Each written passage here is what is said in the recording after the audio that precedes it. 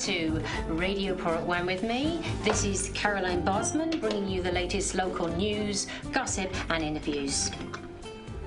In the studio with me today is local boy made good, successful London architect, Danny Steele. Danny, thanks for coming in. It's a pleasure, Caroline.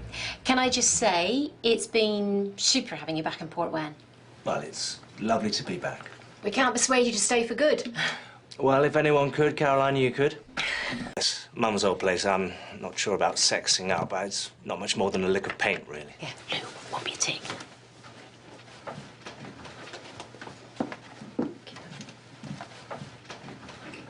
All sounds very impressive. Lots of exams and things, I would imagine, pretty tough. Turn that up. Yes. Well done. Coffee is so not good for you. It all sounds very exciting. And being in London, but you've still got your family down here in Cornwall, haven't you? Your mum? Is she slurring? Oh, lovely. Caroline, is Jude Law position fit? Anyway. What? Location. Yeah, she Have you was thought of slurring. doing any home improvements Sorry, there? should I come back? Ah, Caroline. I'm glad you dropped in. You spare a moment? No, it's fine. I'm sure Pauline can sort me out a prescription. Come through, please. Sorry, no time to chat. I'm not properly parked. I only need some medication for a recurrent condition. I don't see the need to bother you. I usually get over the counter, but Mrs. Tishel... Mrs. Tishel quite rightly thought that a recurrent condition should be investigated by your physician. What's the medication? Oh, was it, is it fluconazole? Thrush. I mean, it's only the third time, the fourth at most. I mean, she's such a busybody.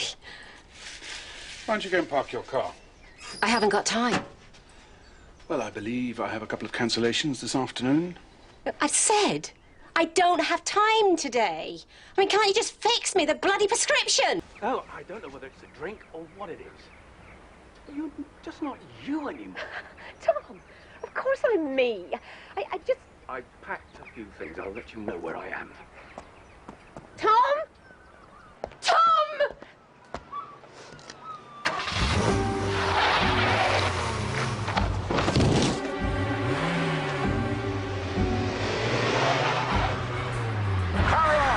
Caroline! I think Caroline Bosman has a drink problem and is continuing to drive. I see. Now, I'm hoping to see her tomorrow, but what worries me is that she's a risk to herself and other people. Right, I'll look into it. Does this smell of anything to you? I can't smell anything. Okay then, as an old friend, I thought, hearing you on the radio today, that you didn't sound yourself and that you sounded a bit shaky. So you just wanted to pat me on the back and tell me to sober up like everyone else? No, Caroline, come on. Well, thanks, but no thanks. Go and do your pastoral care on 9-year-olds. Come in. Caroline, take a seat. Please, can I have a prescription? I've got thrush. It's a pretty common condition, I understand. That's right, but it's not common to succumb to it quite as frequently as you apparently do. 2 or 3 times? Mrs. Tishel said it was 5 times in the last 23 weeks. Isn't that breaking patient confidentiality? I mean, I would be within my rights to go and get fluconazole elsewhere, you know. Yes, you would. Do you have any other symptoms? I don't know if you're aware, but your speech is quite often slurred. I think I know what my voice sounds like. I work on the radio. I'd like to look in your mouth. What? Candida albicans, the fungus associated with thrush, also lives in the mouth. Sit down, please.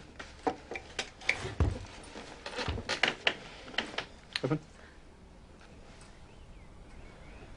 You've been drinking. That's what you wanted to know.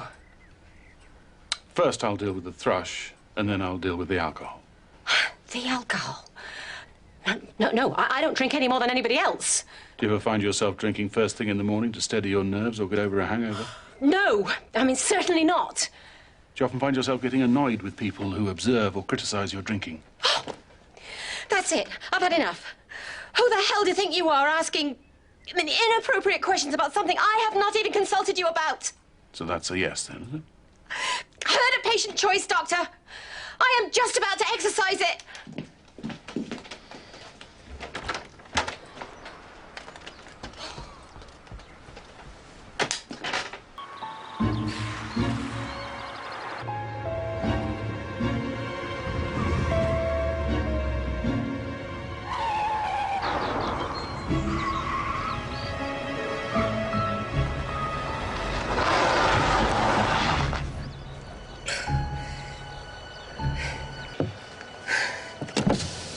Caroline. I know. Mark, look. I'm just not with it in the moment. Caroline, I'm sorry about this. Due to the manner of your driving, I suspect you may have been drinking. Mark. This is me, Caroline.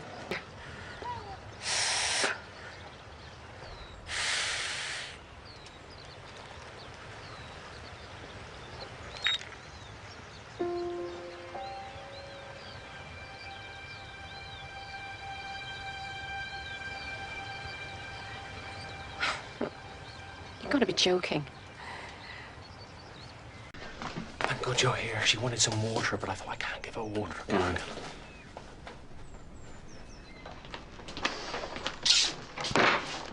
Caroline, Dr. Ellinger? you all right? Is that some sort of joke? Do you know why I'm here? For God's sake. I need to take a blood sample on behalf of the police. Get on with it. You're decorating, Mark. It smelled varnish. I noticed that. I don't know, I thought it might be nail varnish, but it could be my new aftershave, Doc, the one I was telling you about.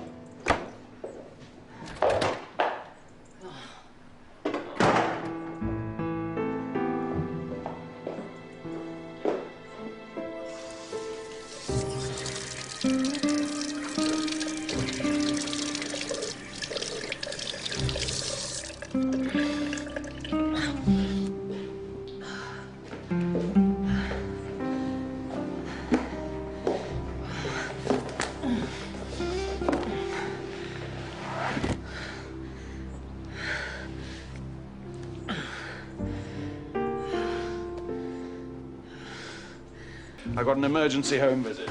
Hello? You got patients? I'll reschedule them, but before you do that, call Mrs. Tischel and ask her to prepare me a 10-milliliter ampule of soluble insulin. Tell her I'll be there in 4 minutes.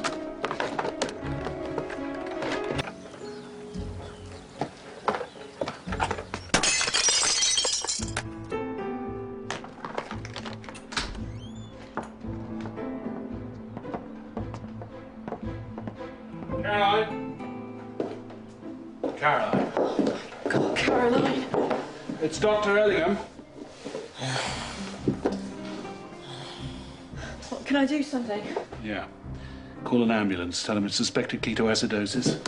I'm about to give her 10 milliliters of insulin subcutaneously. Right, okay. Insulin? But she's not diabetic, is she? Now, please.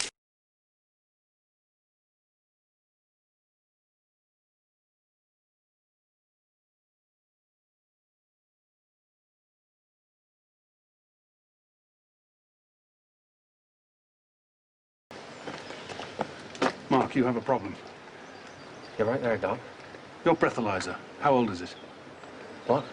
I don't know, since before my time, I think. Some of the older breathalyzers picked up ketones in people with diabetes. Gave a false positive recording. Yeah, that smell of nail varnish, that's ketones. That's what your device was registering, not alcohol. Caroline's blood sugar level measured so high that she nearly died. So if you want my advice, I'd get rid of your old breathalyzer and find something new that works. Yeah. What does work, Doc? What does work? No, I don't know any of the newer models. And, well done, that call. Caroline's test. Probably saved her life. I'm sure she'll be very grateful.